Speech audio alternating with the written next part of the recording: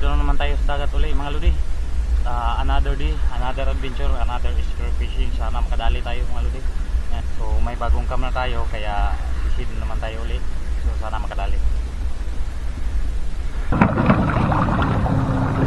Yan, sisid naman tayo ulit kasi may camera na tayo pang sisid. Itis natin tong Akaso B50 Pro. Kung maganda ba kasi yung sa akin dati Akaso B50X yun.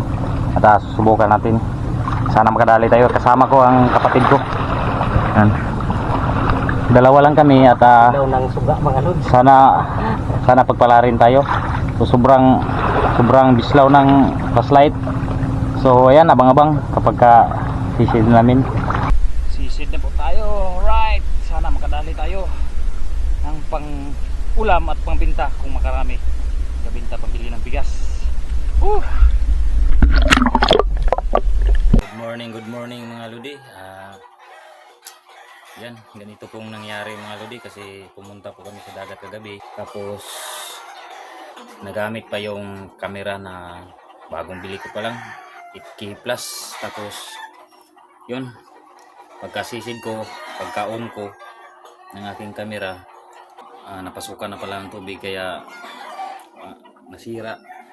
10 minutes lang sa dagat nasira na 8K. Kagagamit lang, kararating lang, ilang araw inaantay pagkagamit na masira. 8K pa naman, sobrang sayang. Kakabalik ko pa lang sa pag-spear fishing kasi inaantay kong camera, biglang nasira naman, napasukan ng tubig. Lock naman, inano ko naman lahat para safe, pero napasukan talaga siya ng tubig.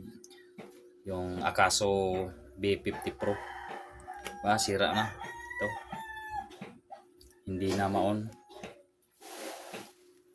wala na. Kahit anong ginawa ko, ayaw na talaga. Sayang yung 8K. Hirap pa naman hanapin yung pira, sayang. Pero wala pang nahuli kahit isa, hindi pa naka-video sa sa dagat.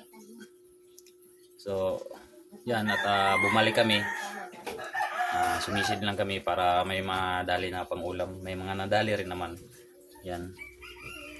Tapos yun lang mga lodi. Sobrang sayang talaga. Cellphone lang ang gagamitin, pero hindi ko na maipakita sa ngayon yung mga ganapan sa ilalim ng dagat kasi wala pa tayong pambili ulit ng camera. Sobrang sayang.